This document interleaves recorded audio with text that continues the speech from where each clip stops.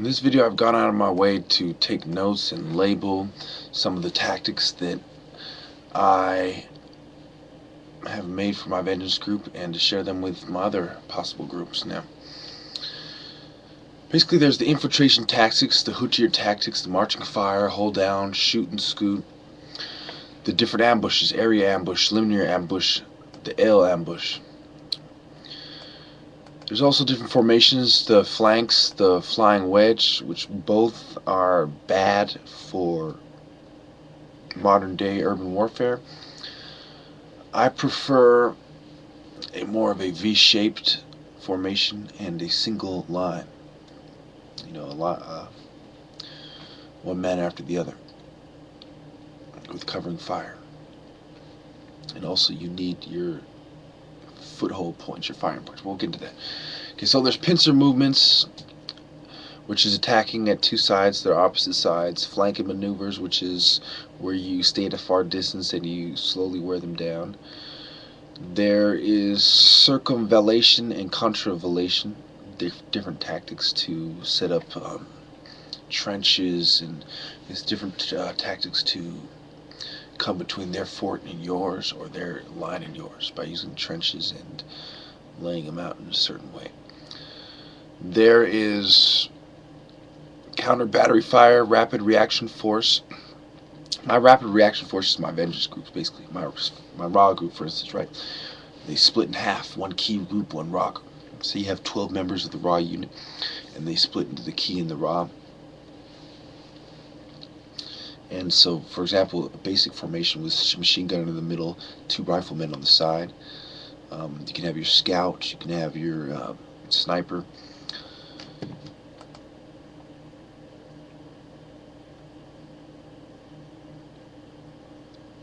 Okay, there's top-down attacks versus bottom-down attacks. Which one makes more sense? To come in from the roof, to come in from the door. There's breaching, break contact, flood the house, footholds. There's simultaneous contact when you split in half.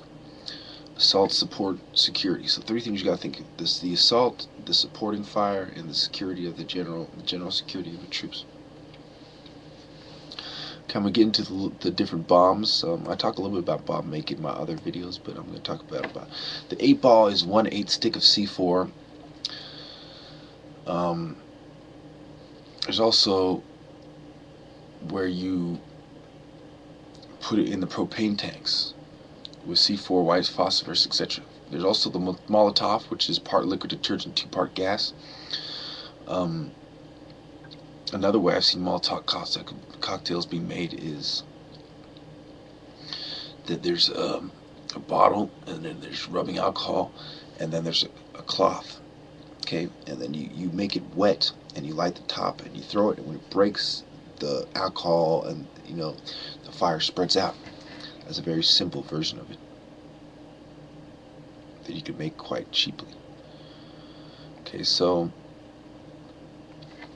there's military operations on urbanized terrain, MOUT.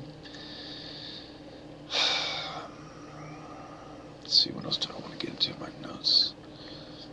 Okay, we talk about the scout, sniper, platoon. Okay, I don't think I'll get into that. They talk about the terrain and enemy. Choose your terrain carefully, especially for guerrilla warfare. It's all about time and place. You want to do it quickly. Consider the response times of the police from what you already know, and of the SWAT team, and understanding the time, the lapse of time between the two, and what formations they'll use. They tend to stack up behind cars, like cops like to hide behind car doors, and there's ways around this. You can determine by where you can practice where you shoot, and by setting up a model, like a wooden model of a car with the door open, and consider that little crack where they're going to stick their hand through. Get used to shooting in a way that you expect them to be standing. Now, there's also mortar fires. You can make homemade mortars.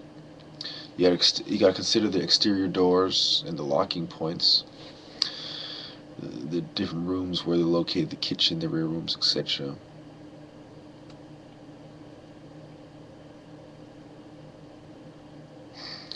Okay, so there's guerrillas and martyrs. Guerrillas want to kill us quickly, and they don't want to die. A martyr is more.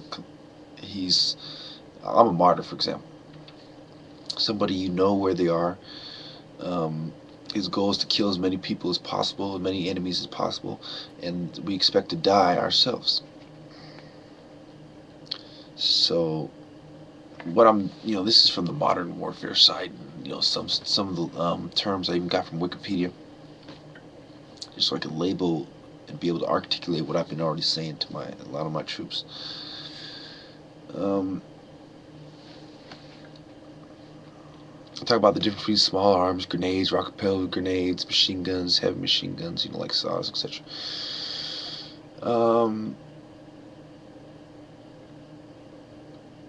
I talk about the groups, the forward line of troops, FLOT. Talking about exposed, obscure positions. Okay, so we go on to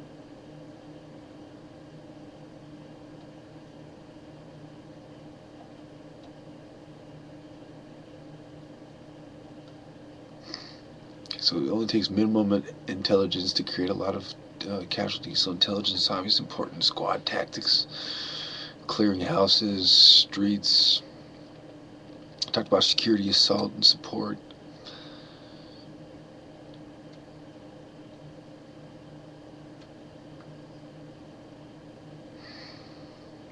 Talk about more momentum coming from the top down. You could surprise them. The aggress roofs being reduced.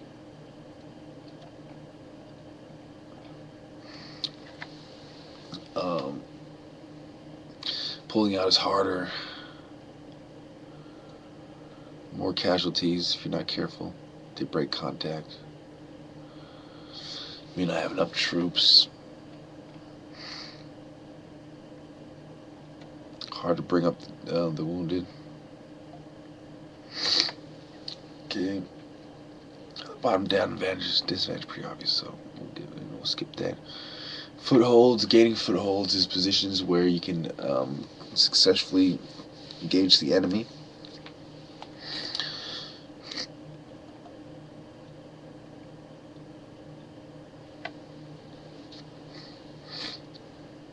So when you're coming down, you should seize the rooftops, inside deck, courtyard, front courtyard, central hallway, etc.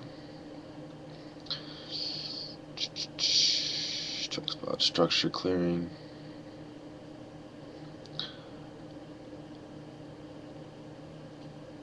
Fragment. They use just like the SWAT teams. The troops use fragment grenades, stun grenades, flash grenades, which means fragments are gonna come out and hit you, stun you. Stun grenades can do the same thing. Flash is gonna blind you for a second.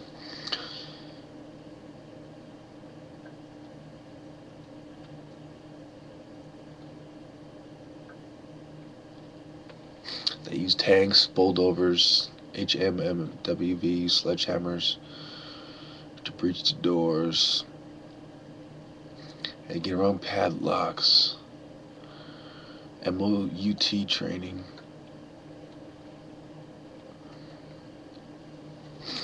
We talked about how squads move. We got about a minute left. Flooding the house, make the last foothold and clear fire.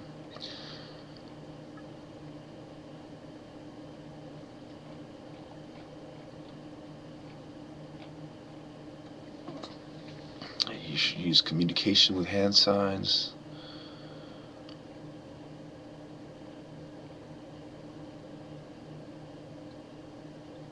To continue practice to keep your proficiency up. Verbal training as well. Constructive criticism of each other.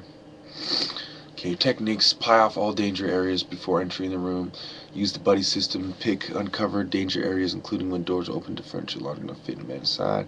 Clear obstacles. Prep rooms with grenades. Move stiffly around.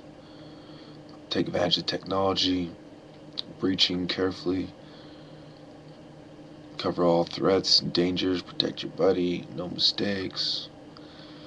Make sure you have supporting arms, small arms. That's it for this video.